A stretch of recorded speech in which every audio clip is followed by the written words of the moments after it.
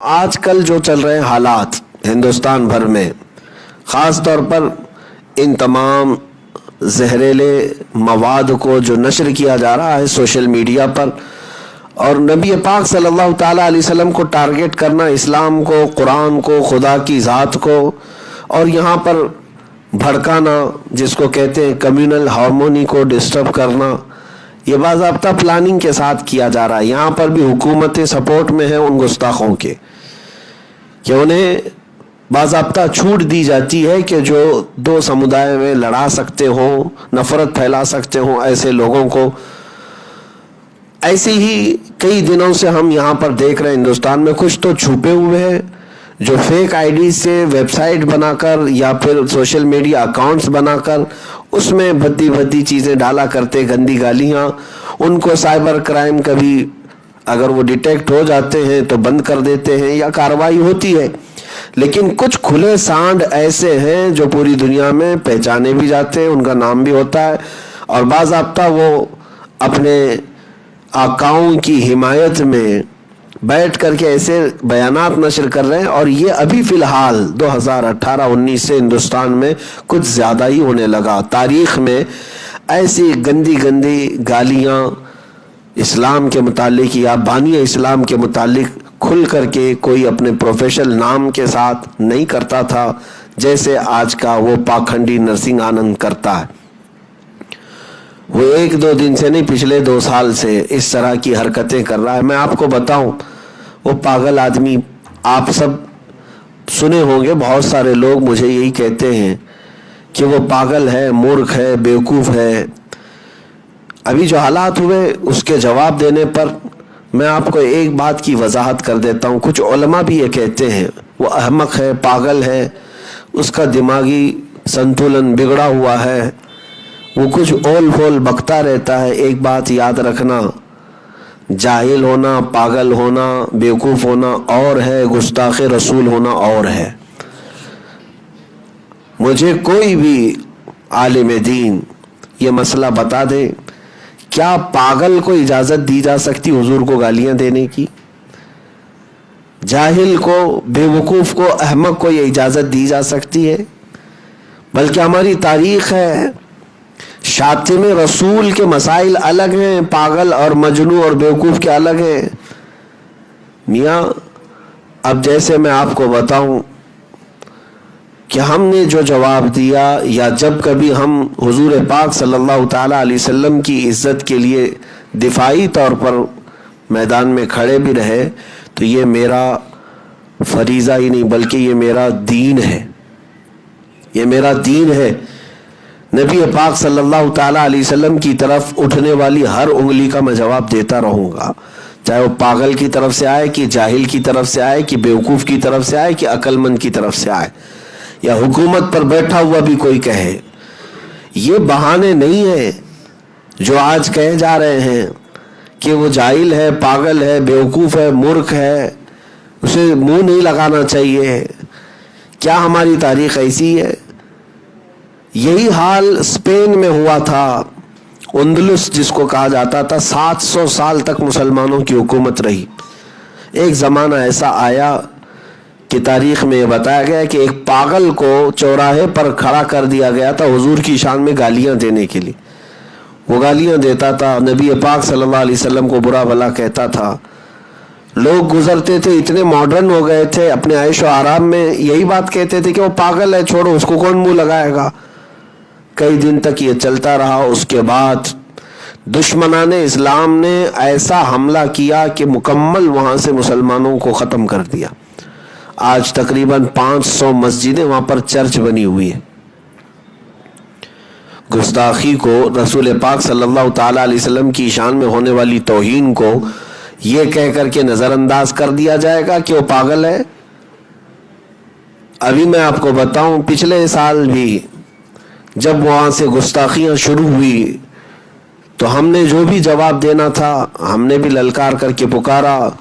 تو معاملات جو بنے ہوئے تھے ہندوستان بھر میں آپ کو بھی پتہ ہے، اس وقت بھی کچھ ڈپارٹمنٹ کے لوگ، پولیس والے ہم سے یہ بات کہہ رہے تھے کہ آپ سوشل میڈیا میں کیوں جواب دے رہے ہیں، اس شخص کو آپ منہ کیوں لگا رہے ہیں، ہم جانتے ہیں وہ پاگل آدمی ہے، اول فول بکتا ہے. اس وقت بھی میں نے کہا تھا اور کل بھی میں یہی کہہ کر کے آیا دلی میں، کیا صاحب یہ بات کتنے ہلکے میں آپ کہہ رہے ہو کہ پاگل ہے. اگر کوئی کتا پاگل ہو جائے تو کیا سڑکوں پہ اسے آوارہ چھوڑ دینا چاہیے؟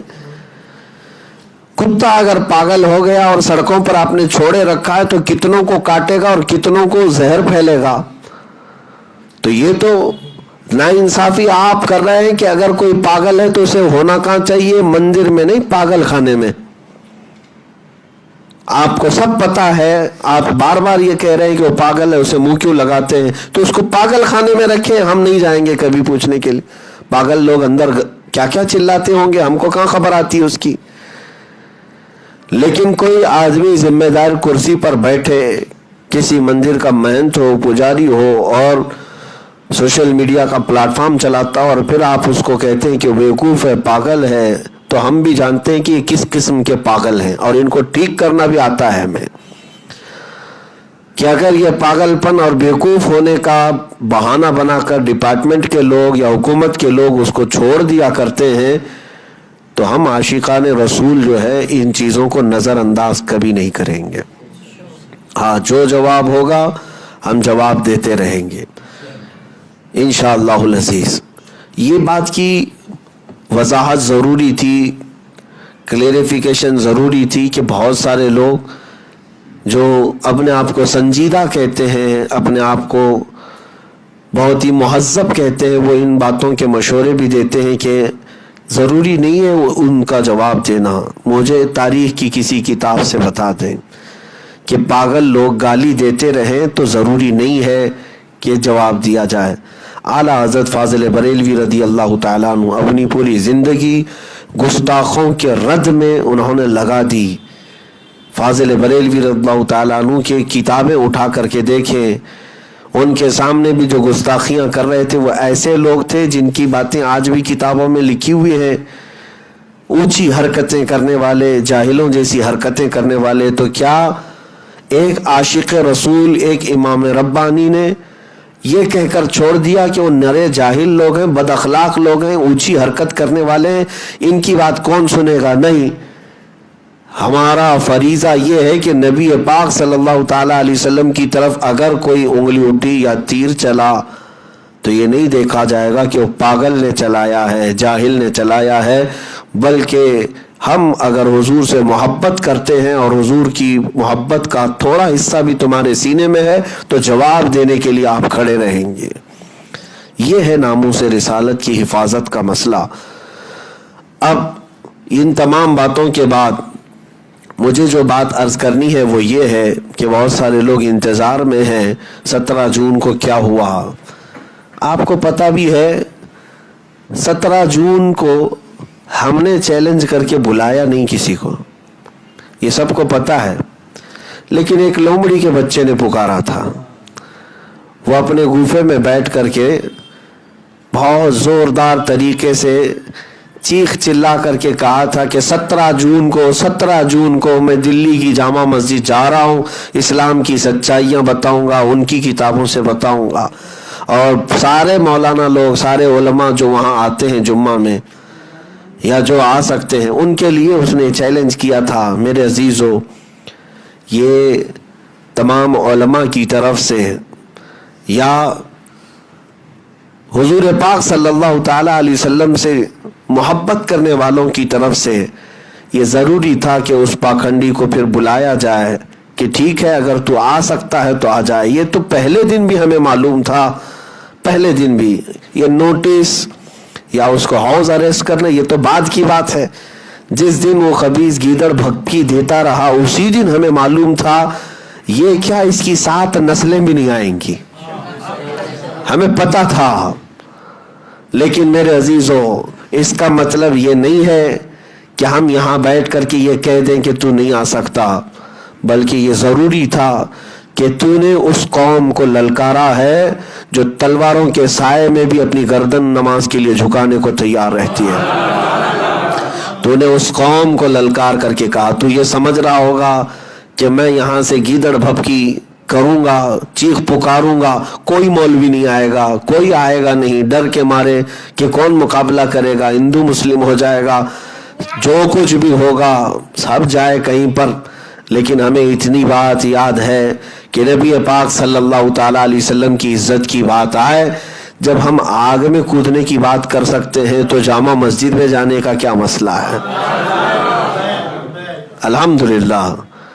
تو بات اب یہ ہے کہ ادھر سے جب اس طرح کی بار بار باتیں آ رہی، یہ بھی میں آپ کو بتاتا ہوں، اپنی قوم میں ہیرو بننے کا شوق تھا، اس گیدڑ کے بچے کو، اس لومڑی کے بچے کو جو پیسہ کھا کر کے بیٹھا ہوا ہے اور اپنی ہی قوم سے در در کی ٹھوکریں کھایا ہوا آدمی، جب اپنی گرتی ہوئی شہرت کو دیکھ کر کے اس نے یہ محسوس کیا کہ کچھ اور نیا چھوڑنا چاہیے، لیکن جب اس طرح کی باتیں للکار کر کے وہ پورے اتنے بڑے مجمع کو، اتنے بڑے عاشقان رسول کی جماعت کو کہے، تو یہ میرا کرتویہ تھا، یہ میرا فریضہ تھا، یا میرا دین تھا۔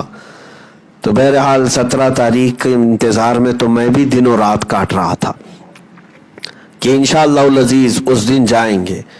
اب کچھ لوگوں کو ایسا لگتا ہے کہ اسے نوٹس دے دی گئی تھی نہیں آنے کی، اور اس کے بعد اس کو تنبیہ کر دی گئی تھی کہ وہ نہیں آئے گا۔ یہ سب باتیں جو آپ کہہ رہے ہیں یہ مجھے بھی پتا ہے، لیکن اس لومڑی کے بچے کو آپ اگر اچھی طرح سے پہچانیں تو آپ کو سمجھ میں آئے گا کہ اس طرح کی نوٹسیں اس کو پتہ نہیں 100 سے زیادہ دی جا چکی، اس کے باوجود وہ سب توڑ دیتا ہے، کوٹ لکھوا کر کے بھیجتی ہے کہ اس کے بعد جا کر کے تم کوئی بھی اس طرح کی بھاشن بازی نہیں کرو گے۔ وہ کورٹ کے آدیش کو پیٹ پیچھے ڈالتا ہے اور خود نکل کر کے پھر وہی حرکتیں کرتا ہے۔ کتے کی دم جلدی سیدھی نہیں ہوتی، تو اس طرح کی حرکتیں وہ جب بار بار کرتا ہے تو ہمیں اس بات کا اندیشہ تھا کہ یہ نوٹس تو بہرحال سوشل میڈیا پر دکھائی گئی ہے، یا جو بھی باتیں پھیلائی جا رہی ہیں، کیا پتا کہ دوسروں کو بیوقوف بنانے کے لیے اس طرح کی حرکتیں کرے کہ ہم کو نوٹس دی گئی ہے نہ آنے کی، اور پھر عین دن 17 جون کو ہم سب اپنے اپنے ہاں بیٹھے رہے کہ وہ نہیں آنے والا ہے، اور کسی طرح وہ اپنی سیکورٹی میں آ جائے اور پھر پوری دنیا کو یہ کہے میں آ گیا اپنی جگہ پر، یہاں تو کوئی مولوی نہیں آیا۔ تو میرے عزیزوں، ہمیں ان تمام چیزوں کی طرف وہ تھا، اس لیے ہم حاضر رہے تاکہ ایسے گیدڑوں کا جواب دینے کے لیے انشاءاللہ العزیز اللہ تبارک و تعالی ہر جماعت میں، ہر قوم میں کسی نہ کسی کو پیدا ضرور کرے گا۔ اب رہی بات، کیا ہم وہاں پر کمیونل ہارمونی کو ڈسٹرب کرنے کے لیے گئے تھے؟ کیا وائلنس تھا؟ وائلنس کرنے کے لیے گئے یا پروٹیسٹ کرنے گئے، پردرشن کرنے گئے، دھرنے کے لیے گئے؟ نہیں۔